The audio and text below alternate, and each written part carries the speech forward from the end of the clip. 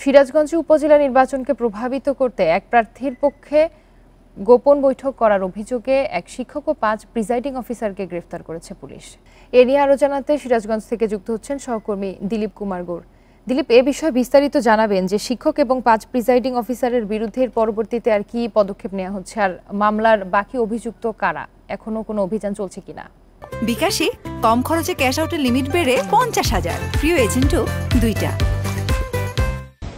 আমি আপনাকে জানিয়ে রাখতে চাই যে সিরাজগঞ্জ সদর উপজেলা পরিষদ নির্বাচনের 2 দিন আগে সদর উপজেলা পরিষদের চেয়ারম্যান পদপ্রার্থী দোয়াত কলম প্রতীকে রাশেদ ইউসুফ জুয়েল জেলা নির্বাচন অফিসার রিটার্নিং কর্মকর্তার নিকট অভিযোগ করেন যে সিরাজগঞ্জ সদরের গ্র্যান্ড প্লেস রিসোর্ট কাদাই এলাকাতে নির্বাচনী আনারস প্রতীকের প্রার্থী রিয়াজউদ্দিনের পক্ষে নির্বাচনকে প্রভাবিত করার জন্য প্রিজাইডিং অফিসারদের নিয়ে একটি গোপন বৈঠক হচ্ছে। এরপরে কিন্তু রোববার রাতেই সেখানে রিটার্নিং কর্মকর্তা মোহাম্মদ শহীদুল ইসলাম পুলিশ নিয়ে এবং সদরের এসিল্যান্ড নিয়ে সেখানে অভিযান চালায়। 2 ঘন্টা অভিযানের পরে তারা সেখান থেকে ওই রিসোর্টের ম্যানেজার এবং গার্ড সহ 7 জনকে জিজ্ঞাসাবাদের জন্য নিয়ে আসে। সেই সাথে ওই রিসোর্টের যে সিসিটিভি ফুটেজ আছে সেই ফুটেজগুলো নিয়ে আসে এবং সোমবার দিনভর তারা পর্যবেক্ষণ করে রাত্রে 10টায় কিন্তু সংবাদ সম্মেলনে তারা আমাদেরকে এই যে 6 জনকে গ্রেপ্তার করে সেই বিষয়টি জানায়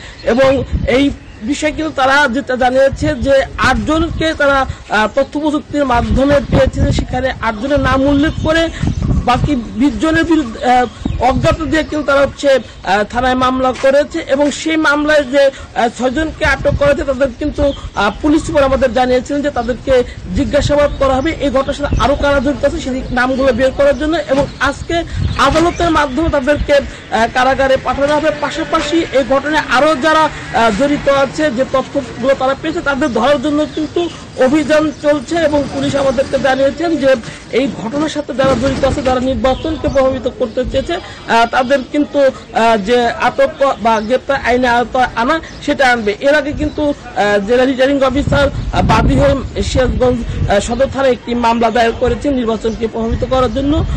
8 মে প্রথম ধাপের 6ষ্ঠ উপজেলা নির্বাচন পরিষদের সিরাজগঞ্জ সদর উপজেলা, কাজীপুর এবং বেলকুচিতে নির্বাচন হবে। সদর উপজেলায় চেয়ারম্যান পদে 5 জন প্রার্থী, ভাইস চেয়ারম্যান পদে 4 জন এবং মহিলা ভাইস চেয়ারম্যান পদে 3 জন প্রার্থী প্রতিদ্বন্দ্বিতা করছে। আজকে নির্বাচনী সরঞ্জাম প্রদান করা হচ্ছে উপজেলা নির্বাহী অফিসারের কার্যালয়তে। পাশাপাশি কিন্তু এই যে নির্বাচনকে প্রভাবিত করার জন্য যে প্রিজাইডিং অফিসার বা পোলিং অফিসাররা জড়িত আছে তাদেরকে কিন্তু আইনে আওতায় আনার জন্য যে প্রক্রিয়া সেটি কিন্তু প্রশাসন পক্ষ করা হচ্ছে। ইতিমধ্যেই সদর উপজেলা বর্তমান যিনি চেয়ারম্যান, এবারে নির্বাচনের চেয়ারম্যান পদপ্রার্থী আনারস প্রতীক নির্বাচন রিয়াজউদ্দিনকে কিন্তু ওই গ্র্যান্ড প্যালেস রিসোর্টে নির্বাচন প্রভাবিত করার জন্য প্রিজাইডিং অফিসারদের গোপন বৈঠক করার জন্য তাকে কিন্তু শোকজ করা হয়েছে এবং 12 ঘন্টা সময় দেওয়া হয়েছে রিয়াজউদ্দিনকে সেই শোকজে জবাব দেওয়ার জন্য।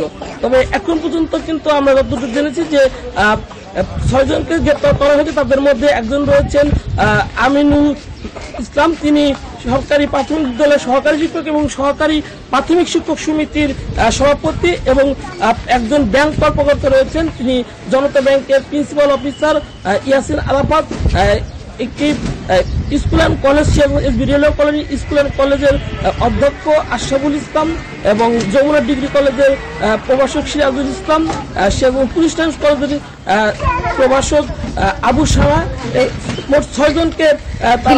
এই ঘটনার পর কেন্দ্রে ভোট গ্রহণ নিয়ে কোনো অনিশ্চয়তা রয়েছে কিনা?